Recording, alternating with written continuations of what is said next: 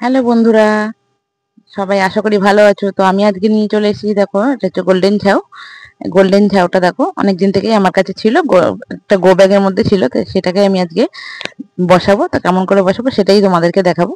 তো দেখো আমি প্রথমে বানিয়ে নিয়েছি মাটিটার মধ্যে আমি আগেই বানিয়ে নিয়েছিলাম। তো গোবর সার, মিক্সচার খাবার, ফসফেট, তারপরে দিয়েছি সিম কুচি, হাড় গুঁড়ো, এগুলো দিয়ে সমস্ত কিছু দিয়ে আমি মাটিটাকে বেশ ভালো করে তৈরি করে নিয়েছি। তো দেখো তারপর নিয়ে নেবো একটা টব। তবে আমি সবসময় তোমাদেরকে বলি যে গাছ বসানোর আগে ড্রেনেজ সিস্টেমটাকে ঠিক করে নেওয়ার জন্য। তো আমি কিছু ইট পাটকেল দিয়ে নিয়েছিলাম, তারপর আমি কিছুটা মাটি দিয়ে নিচ্ছি।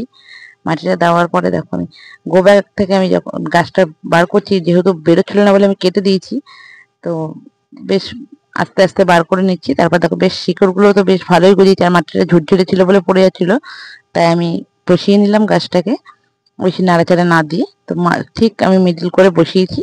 এবার আমি আস্তে আস্তে চারিদিকে গাছটাকে ধরে মাটি দিয়ে দিচ্ছি, চারিদিকে টবটাকে ঠিক করে বেশ।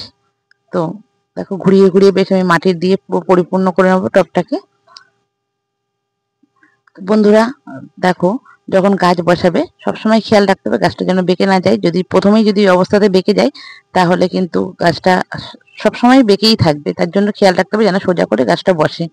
তো আমি টবটায় তো চারিদিক দিয়ে মাটি দিয়ে নিচ্ছি। এবার আমি একটু জল দিয়ে নেবো আস্তে করে, অল্প করে জল দিয়ে আমি কদিন ছাওয়াতে রাখবো। তো বন্ধুরা আমার এই গোল্ডেন ছাউটা দেখো, তো আমি বসিয়ে তো নিয়েছি পুরো।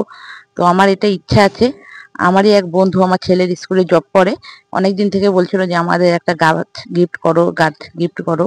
তো আমি চিন্তা ভাবনা করেছি যে এই গাছটাই আমি আরেকটু বড় হলে আমি এই গাছটা গিফট করবো, যেহেতু ওদের ক্রিসমাস দিতে ওদের স্কুলটাকে খুব সুন্দর করে সাজাই।